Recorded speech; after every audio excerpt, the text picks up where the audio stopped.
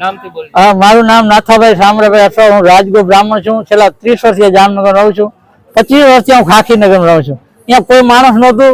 તે દૂર અહીંયા ઝૂંપડાવાળીને અમે રહેતા હતા.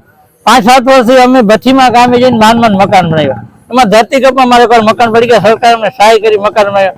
હવે રોડવાળા એકવાર અમારું દિવાલને મકાન પાડી ગયા. અમે બીજી વાર બનાવ્યા. તે પછી પાટાવાળા બીજા પાટા કાઢ્યા તો હવે બીજી 80 ફૂટનો રોડ કાઢ્યો તો અહીંયા અમારી દિવાલ પાડી ગયા.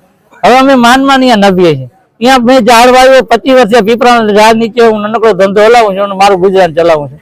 અત્યારે આ લોકો અમારું મકાન બધું પાડી નાખે છે. હવે અમારે જવું કે અમે બધાને રજૂઆત કરી. કોર્પોરેટર અમારે કોઈ અમારે સાંભળતો નથી. ખાલી મારે પીપળાની દાળ મારી દુકાન ઉપર નમે છે તો કોર્પોરેટરને 4 વાર કીધું મારું સાંભળ. પીપળાની દાળ પડશે તો અમે અત્યારે આ બધા ભાઈઓ મારા પાડોશી છે.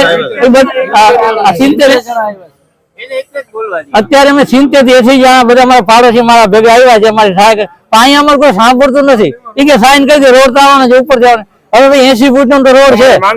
અમારી માંગે અમારો મકાન ને ધંધો રહી રોડ સાહેબ એટલો છે ઘણો ખરો. અને અહીંયા ટ્રાફિક થતું નથી. અમે રોડ અહીંયા ન વધારો. અમારી માંગ એટલી છે. અમારો ધંધો અને અમારાથી હવે થાય નહીં.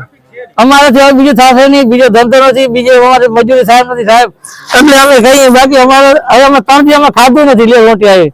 હવે અમારે ઘરે જઈને શું કહ્યું કે રોડ આવવાના છે તો અમારે જવું ક્યાં છોકરાઓ હતું.